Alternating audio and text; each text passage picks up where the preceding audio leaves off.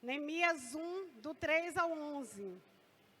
Eu vou ler na Nova Tradução Internacional, mas vocês em casa podem estar depois fazendo uma leitura no capítulo 1 e capítulo 2 completos. E eles me responderam: aqueles que sobreviveram ao cativeiro estão lá na província, passam por grande sofrimento e humilhação. O muro de Jerusalém foi derrubado e suas portas foram destruídas pelo fogo. Quando ouvi essas coisas, sentei-me e chorei. Passei dias lamentando e jejuando e orando ao Deus dos céus. Então eu disse: Senhor, Deus dos céus, Deus grande e temível, fiel à aliança e misericordioso com os que o amam e obedecem os seus mandamentos. Que os teus ouvidos estejam atentos e os teus olhos estejam abertos para ouvir a oração que o teu servo está fazendo, dia e noite diante de ti, em favor de teus servos, o povo de Israel. Confessa os pecados que nós, os israelitas, temos cometido contra ti. Sim, eu e o meu povo temos pecado contra ti. Agimos de forma corrupta e vergonhosa contra ti. Não temos obedecido aos teus mandamentos, aos decretos e às leis que deste ao teu servo Moisés. Lembra-te agora do que disseste a Moisés, teu servo. Se vocês forem fiéis, eu os espalharei entre as nações. Mas se voltarem para mim e obedecerem aos meus mandamentos e os puserem em prática, mesmo que vocês estejam espalhados pelos lugares mais distantes debaixo do céu, de lá eu os reunirei e os trarei para o lugar que escolhi para estabelecer o meu nome. Estes são os teus servos, o teu povo. Tu os resgatastes com o teu grande poder e com o teu braço forte. Senhor, que os teus ouvidos estejam atentos à oração do teu servo e à oração dos teus servos que têm prazer em temer o teu nome. Faz que hoje este teu servo seja bem-sucedido, concedendo-lhe a benevolência deste homem. Amém. Queridos, eu convido a você a fechar os seus olhos. Nós oramos, mas eu quero que você, neste momento, ore por você, ore pela sua vida. Mesmo que você que esteja assistindo essa transmissão online, peça ao Espírito Santo de Deus para que fale neste momento ao seu coração. Pai, em nome de Jesus, mais uma vez, Senhor, te rendemos graça, Deus querido, por este dia que fez o Senhor, ó Deus, a contemplarmos e adorarmos a beleza da tua santidade, Pai. Muito obrigada, Senhor. Que possamos, ó Deus querido, em todo o tempo, estar como Neemias, com as nossas vidas, ó Deus querido, direcionadas, Senhor, ao teu clamor, Senhor, a tua casa, ó Pai querido, que possamos estar, Senhor, inclinados, Senhor, diante de ti, ó Pai, em oração, em jejum, em vida no altar, Senhor. Deus fala, Senhor, fala, Deus querido, aos corações nessa manhã, assim como o Senhor já começou, Senhor, a falar ao meu coração, mas que venha a revelação do céu sobre as nossas vidas nessa manhã, em nome do Senhor Jesus. Amém. Queridos, como eu disse no início, se formos ler o livro de Neemias 1 e 2, nós vamos aprender diversas lições com Neemias. Que essas lições estão na nossa prática diária, na nossa prática contínua. Neemias, ele estava numa terra estrangeira. O povo judeu estava cativo na Babilônia. Jerusalém estava assolada, destruída. Os muros tinham sido derrubados. As portas da cidade tinham sido queimadas. E o povo tinha sido levado ao cativeiro. E a situação era totalmente adversa para o povo do Senhor. Mas Neemias, um único homem, fez a diferença naquela situação. Neemias, ele orava, ele buscava, ele jejuava, ele clamava pelo povo. Neemias clamava pedindo perdão, Mesmo que ele não tinha cometido perdão, mas ele clamava ali. E Neemias é um homem cuja vida, trabalho e liderança servem de modelos para mim e para você.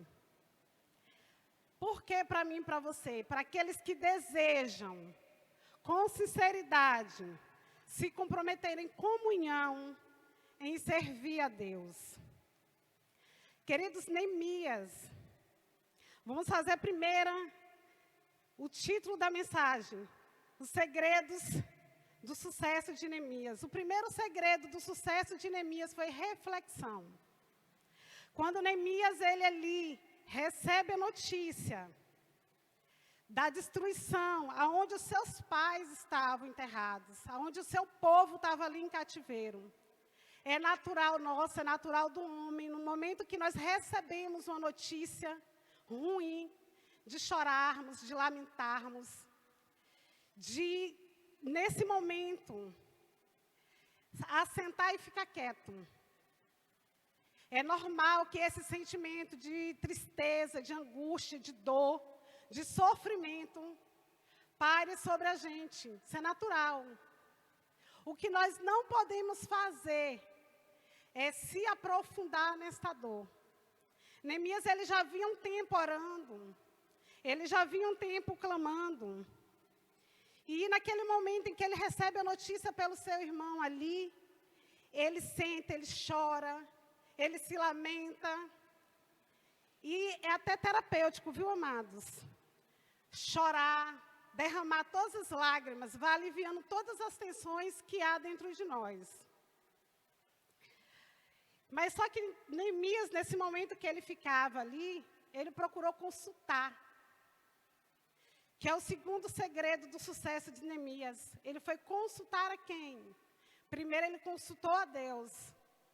Depois ele consulta o rei. Neemias era um copeiro. Quando ele vai servir ali ao rei, quando ele vai executar a sua tarefa, o rei percebe que há uma tristeza no semblante de Neemias e pergunta para ele.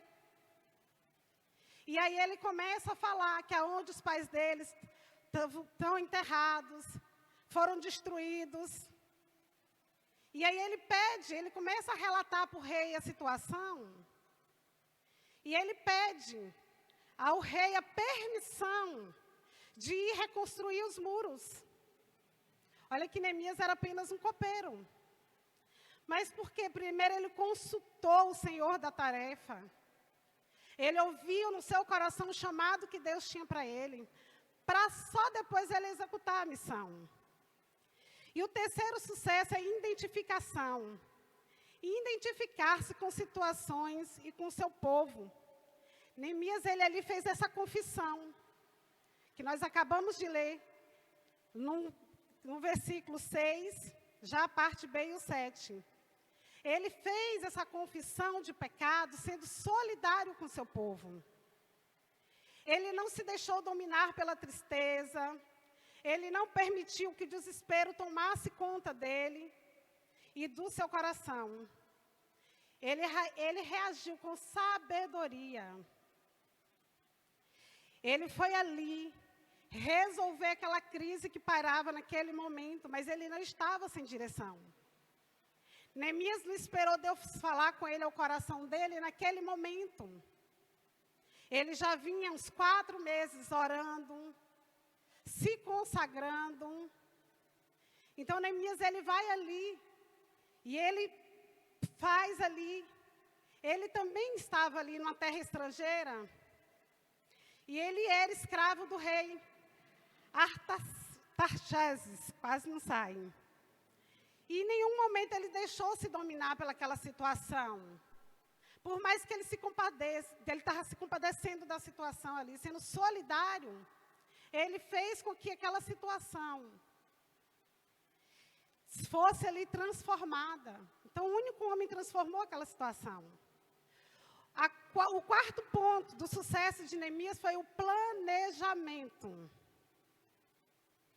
Ele queria começar e terminar a tarefa. Está lá em Neemias 2, do 1 ao 8, depois em casa vocês possam ler com calma. Quando ele chega diante do rei, que o rei pergunta para ele o que é que está acontecendo, Neemias, ele começa a falar com o rei ali, com a total segurança. É como se ele tivesse ali, como se ele tivesse planejado aquela situação. Mas ele vinha orando, ele vinha jejuando e buscando o conhecimento de Deus, a sabedoria e o discernimento. Então, Neemias, ele fala de prazo, ele fala de licença, ele fala de segurança, ele fala de material, que ele vai pedindo ao rei, né, a autorização do rei para poder passar, para poder ele ter acesso aos materiais que precisava para a reconstrução dos muros, para ele apresentar diante dos outros reis. É como se você fosse começar uma obra, você vai começar uma obra, você faz um planejamento. Então, o quarto ponto do sucesso de Neemias foi esse, foi o planejamento. E o que ele fez nesse planejamento, na fala dele, convenceu o rei. E, queridos, existem 2 sentimentos que podem tornar a pessoa derrotada. Muitas vezes, antes mesmo de você começar, antes de você colocar em ação aquilo que você planejou, se você deixar ser levado pelo desespero, pelo pavor, esse sentimento faz com que você se enfraqueça. Se buscarmos a definição da palavra desespero em um dicionário, encontraremos, entre outras, a seguinte: desesperança com irritação. Isso significa falta de esperança na resolução de uma situação. Já a palavra pavor é sensação provocada por medo violento, terror. Uma pessoa apavorada está com medo descontrolado, está aterrorizada. E isso pode cancelar todo o seu potencial criativo e de raciocínio. Então, quando nós nos deixamos levar pelo desespero, pelo pavor, nós não raciocinamos, nós não pensamos, nós não buscamos a direção certa, nós não consultamos, nós não conseguimos nos identificar com a situação. E Neemias, após aquele período ali de sofrimento, após aquele momento ali que ele passou, Neemias não se deixou levar pelo desespero e nem pelo pavor. E aí nós vamos para o quinto sucesso de Neemias, a ação. Neemias colocou em ação aquilo que ele já vinha orando. Que se formos ler Neemias 2, do 11 ao 18, nós vamos ver a dinâmica da fé. Neemias não vê só o estado miserável de Jerusalém, mas as alternativas. É necessário ter fé, planificadora e consciência da dependência de Deus. Então, Neemias enxergou além do que ele estava sentindo, além do desespero que o poderia cegar, além daquilo que poderia anular as suas forças. Ele teve o potencial, e nós precisamos, querido, ter esse potencial de ver além das dificuldades, além das circunstâncias. Perceba que Neemias, logo após a reação natural, que ele chorou, que ele lamentou, ele partiu para a ação. Neemias, ele buscou a estratégia. Dessa maneira, clamou ao Senhor, buscando força, estratégia e capacitação para realizar o que era necessário pelos seus irmãos. Depois, quando falou ao rei novamente, orou para que seu pedido fosse concedido. Está lá em Neemias 2, 4, 6. E depois da ação, vem a visão. O sexto ponto, a visão. Antevendo a obra acabada, um sonho no coração. Então, o sexto ponto do sucesso de Neemias foi ter visão. Se nós lermos todo o livro de Neemias, que é bem pequeno, são 13 capítulos, perceberá que suas atitudes, elas são sempre baseadas e direcionadas na vontade de Deus. E a serviço de Deus. Então, é essa visão que nós podemos ter. Que em todo tempo, as nossas atitudes, as nossas ações, Os nossos planejamentos têm que ser baseados, direcionados na vontade de Deus. E o sétimo e último ponto, para finalizarmos, aceitação.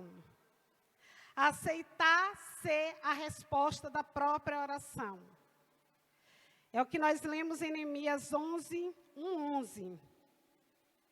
E, queridos, o maior ponto, o ponto mais interessante dessa história do servo do Senhor, é que em nenhum momento, lendo a história de Neemias, nós vamos ver um homem que esperou um anjo descer do céu, um homem que esperou uma visão, alguém que chegasse para ele, para falar alguma coisa. Neemias, ele tinha comunhão, ele tinha intimidade com Deus. Neemias, ele já vinha orando, ele já vinha buscando a presença do Senhor. Então, Neemias ali com toda a sabedoria, direcionada pelo Espírito Santo de Deus. Neemias chega diante do rei, queridos. Neemias, ele vai ali para a reconstrução dos muros. Mas ele foi porque ele tinha um direcionamento. A comunhão, em termos de comunhão com Deus, em sermos direcionados por Deus nas nossas vidas, faz toda a diferença. A experiência sobrenatural que Neemias teve ali, foi através da revelação, aonde eu e você podemos ter a revelação do Espírito Santo de Deus, a revelação da palavra. Nós não precisamos que um profeta, que alguém venha de algum lugar para dizer algo para a gente. Nós temos o Espírito Santo de Deus dentro de nós. Se nós verdadeiramente termos comunhão, buscar ao Senhor, o Senhor ele vai se revelar a nós, assim como se revelou a Neemias. O Senhor vai se revelar nas nossas vidas para fazermos toda a diferença. Então nós precisamos, querido, andar nessa comunhão com o Senhor. Nós precisamos andar nesse direcionamento com Deus. Diante de grandes testemunhas da fidelidade, se nós formos ver aí todas as fidelidades do Senhor, de Gênesis a Apocalipse, nós vamos ver como o Senhor é bom. Em todo o tempo o Senhor é bom. E diante dessa fidelidade toda, nós vemos que Neemias foi direcionado. E o Senhor, ele nos dá essa direção. Agir conforme a ordem do nosso Deus. E quando nós agimos conforme o Senhor manda, a vitória é garantida. Essa vitória o Senhor já conquistou lá na cruz do Calvário por nós. Queridos, não fique só apenas jejuando, orando. Nós temos que jejuar, nós temos que orar. Nós estamos na campanha de oração e jejum pelas casas de paz que se termina amanhã. Não é verdade? Mas nós precisamos ter um ponto que Neemias teve. Nós temos que ter ação. Se eu quero mudar de emprego, se eu quero mudar de setor, se eu quero que o meu salário aumente, eu tenho que ter uma ação. Qual é a ação? Eu vou orar, eu vou jejuar, mas eu vou ter ação. Toda ação leva a uma reação. Eu não vou orar e jejuar e vou ficar dormindo até o meio-dia, não. Se eu estou desempregada, eu quero um emprego, eu vou lá, vou colocar currículo, eu vou batalhar atrás daquilo que eu quero. Se eu quero ter conhecimento da palavra, eu vou buscar a direção do Espírito Santo, eu vou ler, eu vou estudar. Eu vou buscar aquilo que eu quero. Se eu quero a minha casa de paz, eu estou orando, eu estou jejuando, mas eu tenho que ir em busca das pessoas. Eu tenho que procurar as pessoas. Eu tenho que falar para as pessoas como é que funciona o evangelismo da casa de paz. Então, nós precisamos ter essa ação. Nós precisamos ter esse planejamento. Então, queridos, que fique nesta manhã, no seu coração, que você não deixe ser dominado pela falta de ação, pela falta de atitude. O Senhor, ele foi lá, olha, como ele disse, olha, em Josué 1:6. O Senhor, ele gosta de pessoas que produzem, pessoas produtivas, esforçadas, pessoas que vêm até o templo, mas pessoas que, mesmo que estão em casa, que estão impedidas de vir, mas pessoas que elas produzam e que tenham metas e objetivos. Olha o que o Senhor disse a Josué, logo após a morte de Moisés: esforça-te e tenha bom ânimo, Porque tu farás a este povo herdar a terra que jurei a seus pais, lhes daria. Josué 1:6. Essa palavra até hoje, ela serve para cada um de nós, para mim e para você. Que nós precisamos esforçar e ter bom ânimo. Nós precisamos ter ação, nós precisamos ter atitude. Neemias teve que viajar, convocar o povo, dirigi-lo na reconstrução do muro. E realizar, ele foi encarregado de realizar essa construção. Então, esforça-te e tem bom ânimo. É o que diz Josué 1:7. Que Deus abençoe você, abençoe essa casa em nome de Jesus.